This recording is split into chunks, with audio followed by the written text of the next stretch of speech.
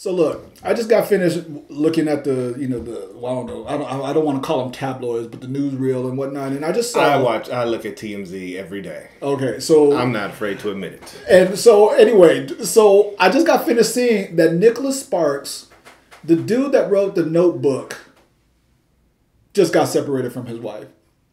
Now look, I'm just saying, dude is probably, every time my wife hears about a Nicholas Sparks book or a Nicholas Sparks movie, she gets all like warm and like, yo, it's gonna be so romantic and all of this stuff. Dude is separated from his wife. I'm just saying. Obviously, we need more than romance in order to keep a marriage together. So, Ed, what can we do? What can we do? Give me your resume. And we go. How long you been married? I've been married for. Why are you gonna do it on camera? First of all, wait a minute. We discussed what we were gonna talk about. Asking me how long. I'm sorry. I thought it was going to give you validation, but if not, man, okay. We'll be celebrating 8 years this year. 8 years. I think that's good. That's good, especially today's society. I mean, shit, you make it out the first year. Look, it's just we got married on a September, so when the year changes, I start doing the subtraction, and then I'll be like, oh wait, is it 7 or 8? Because it's a weird thing. But anyway, so one of the things we said was, the key to staying married. Now that we know that being romantic and doing the Notebook-esque type stuff may not necessarily be the key, I'll tell you, for me, the key to staying married, and I'm not saying nothing to y'all that my wife don't already know, but one, keep your ring on your finger. No matter where you go, no matter what you do, you keep the ring on the finger. Number two, you go home every night.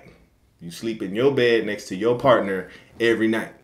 Now, the key to this is, if you keep your ring on your finger and you go home every night, it's a whole lot of decisions that you're not going to go through with because you know your ring is on and you going home that night. Yeah. Yeah. There's a lot of other little stuff, but those are my two main things. That doesn't make for a good Notebook, romantic, soft music, mood lighting type of movie. Yeah, you know what? That's the reality. No, it absolutely is. And the other thing that I think that's so real that people just completely misunderstand is what marriage actually is. Like you really have to redefine what happiness is and what it actually means to be married and what happiness is in order for you to stay married. Because if you think that every day is supposed to be the Notebook, if every day is supposed to be this grand mountaintop revelation of, oh my God, how much do I love this woman next to me or whatever, it's like, yo, if you think that every moment is supposed to be like that, if you think that every moment is supposed to end in some big Disney ending or something like that, you are not going to stay married for very long. I'm just going to be, that's just for real. You are not going to stay married for very long because marriage, there's going to be hardship. There's going to be arguing. I've been married for 17 years. God bless it. I've been married for over 17 years.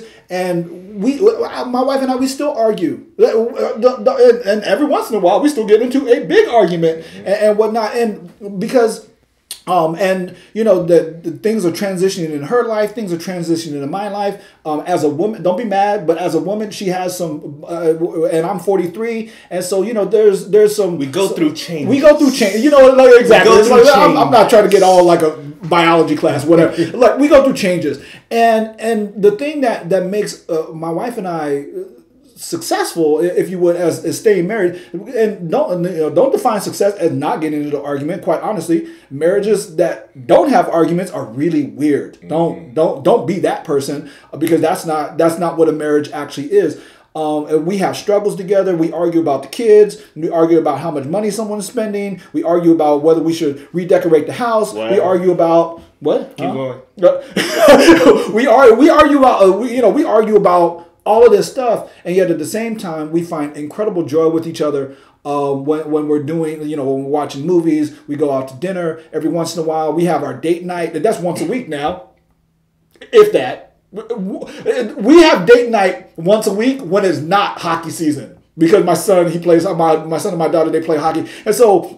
But then they have the games on date night, and then so we can't have our date nights. So anyway, I'm just saying all of this to say, if you don't redefine what happiness is and what marriage is, then you think, like I said, and you think that it's supposed to be these big epiphany moments of all the time, That's so not what marriage is. Right. One of the biggest things I always, when I'm teaching family marriage, is say the wedding is not the marriage. Yeah, and you have to separate the idea of marriage, which comes from the wedding and the bliss and the joy and the Disney movies that we watch, with the actual marriage. And as a Christian, one of the things I tell all other Christians is the LGBT community, they got it right when they introduced the language of partner. Yes, and to me, that's one of the most powerful things I could say is recognizing that this is my partner. I'm here to help her accomplish her goals, her dreams, her aspirations, her daily tasks. Yeah. She's here to help me accomplish my goals, my aspirations, my daily tasks. Right. And it really is a partnership. And I think,